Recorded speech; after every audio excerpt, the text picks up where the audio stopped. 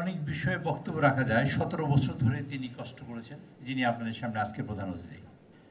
তিনি প্রেরণা দিয়ে যে ভদ্রলোককে জীবিত ভালো রেখেছেন, তিনি হলেন তারেক রহমান সাহেব, আজকের বাংলাদেশের প্রধানমন্ত্রী।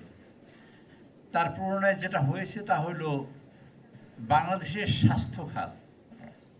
তার প্রতিভা সম্পর্কে আপনারা বলেছেন, আমি বললাম না। তার প্রতিভা এখানে তিনি প্রতিফলিত করার চেষ্টা করেছেন।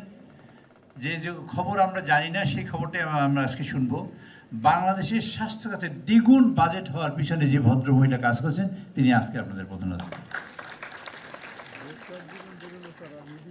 তারই কন্যা, তারই একমাত্র সন্তান জন্মগ্রহণ করেছে এই হলি ফ্যামিলি হাসপাতালে।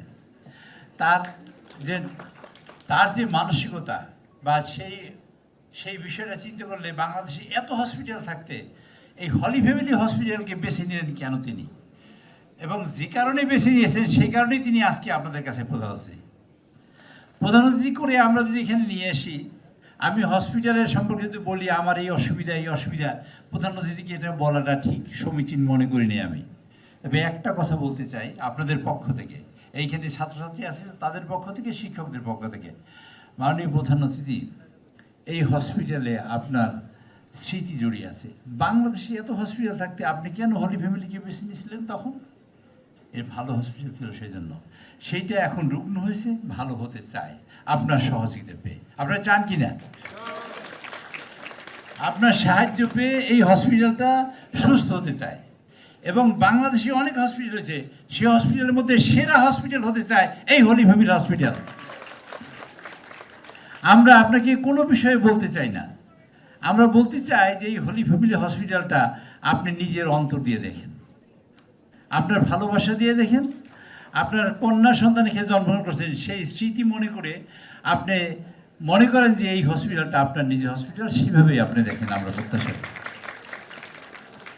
এই হসপিটালে বক্তৃতা দিয়ে শেষ, কিন্তু আমি হসপিটালের কথা বলেছি, কিন্তু বাস্তবতাটা হলো এই।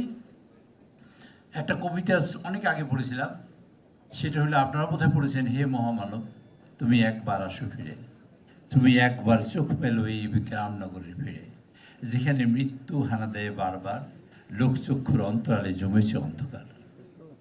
হে মহামানব, আপনি এখানে এসেছেন, আমরা আপনার কাছে কৃতজ্ঞতা প্রকাশ করছি। আমার ভালো লেগেছে যে স্বাস্থ্যসেবা খাতে সমগ্র বাংলাদেশ জর্জরিত, এবং সেটাকে আপনি ব্যক্তিগতভাবে যে আপনি যে পর্যায়ে নিয়ে যাচ্ছেন বা চেষ্টা করছেন, সেটা প্রণিধানযোগ্য। বাংলাদেশ ইতিহাসে লিখুক অথবা না লিখুক, আপনার শান্তি পাবে, এই দেশের মানুষ শান্তি পাবে আপনার স্বাস্থ্যসেবা কার্যক্রম দিয়ে। আর আপনার হাজবেন্ড, যিনি বাংলাদেশের মাননীয় প্রধানমন্ত্রী, সমগ্র কার্যক্রম দিয়ে বাংলাদেশের মাননীয় প্রধানমন্ত্রীর কার্যক্রমকে এখন ফলো করে। তার চেষ্টা, তার প্রস্তাব, তার কথাবার্তা, তার চালচলন, তার আচার ব্যবহার এবং তার কার্যক্রম সব মিলিয়ে সারাক্ষণই তার চিন্তায় যে জিনিসটা থাকে তা হলো বাংলাদেশের মানুষের কল্যাণ। এবং সেই কারণে স্বাবলম্বী হওয়ার জন্য ছোট্ট ছোট্ট কাজ, family card, health card, farmers card, কত কিছু করে মানুষের কাছে পৌঁছবার চেষ্টা করেছে।